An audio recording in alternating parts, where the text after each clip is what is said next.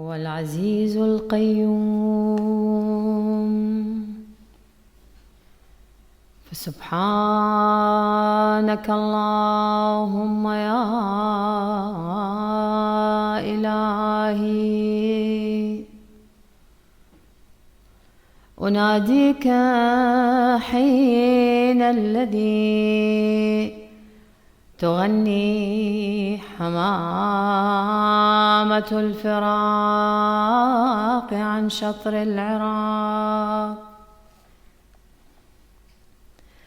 ويرن عندليب الاشتياق عن جهة الآفاق، بأنك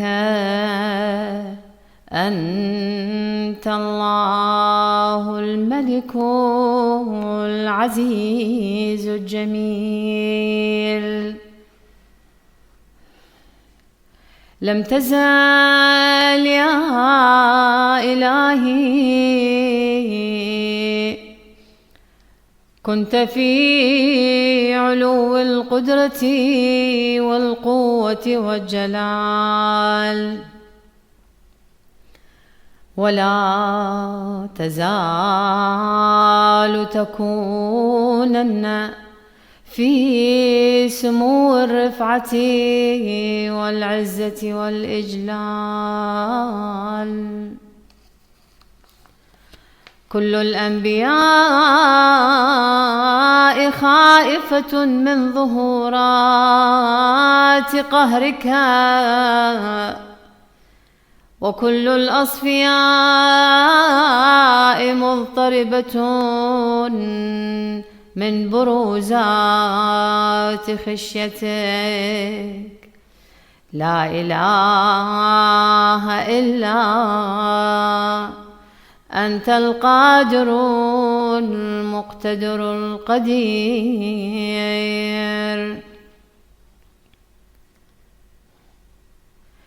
وأشكرك يا إلهي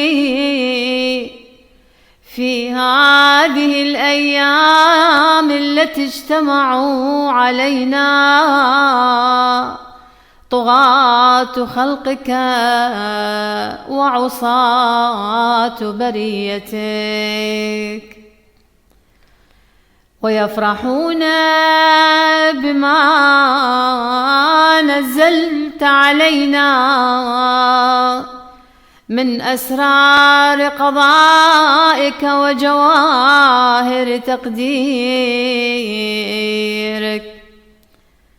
بعد الذي كان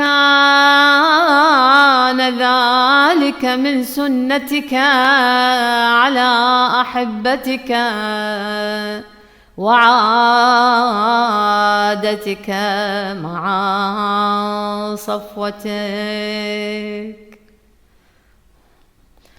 فوعزتك يا محبوبي، لو أن دوني يفر عن البلايا في سبيلك،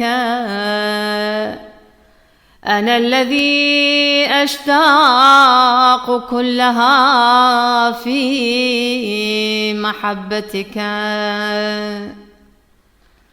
وأسألك باسمك الذي منه تموجت بحور الأسماء عند ظهورات عز فردانيتك، وبه تعليت على الممكنات بسلطان قدس ربانيتك،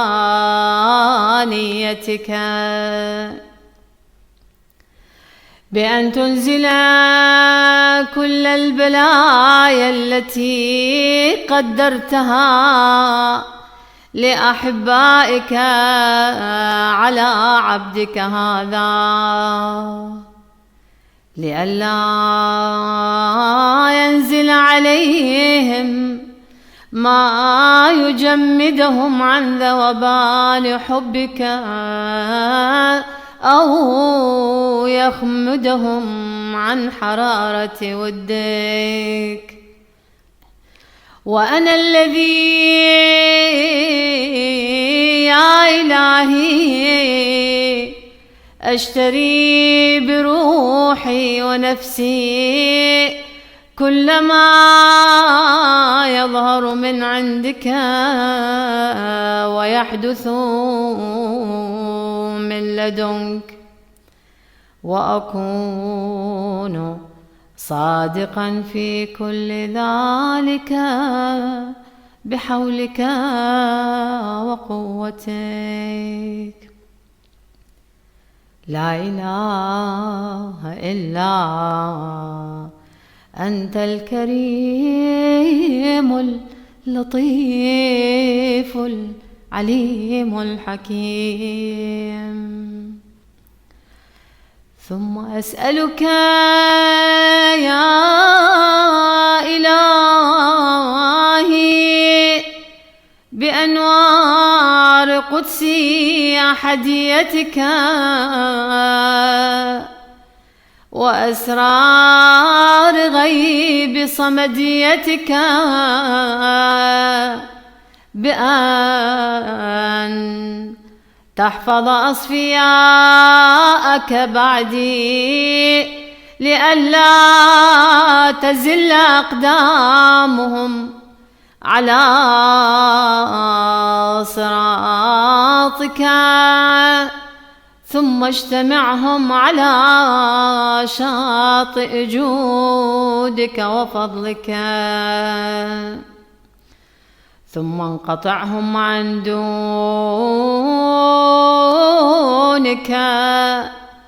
بحيث لا يخافون من أحد ولا يضطربون من نفس. ثم افتح يا إلهي أبصارهم ببدائع قدرتك وسلطان قوتك حتى يشهدوا كل شيء في قبضتك وكل أمر في كف اقتدارك. فوجمالك يا أملي لو تصعدهم إلى هذا المقام الأعلى وهذه المنزلة القصوى ليحكين عنك ويرجعن عليك بكلهم بحيث لن يضطربهم شيء ولو يجتمع عليهم كل من في السماوات والأرضين.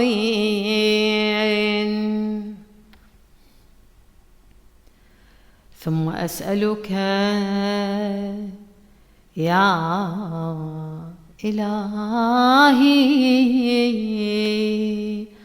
بنورك الذي أضاءت الممكنات وببهائك الذي به نورت الكائنات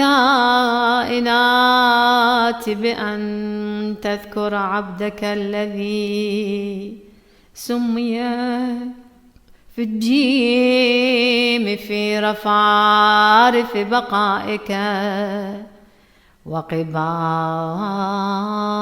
عظمتك.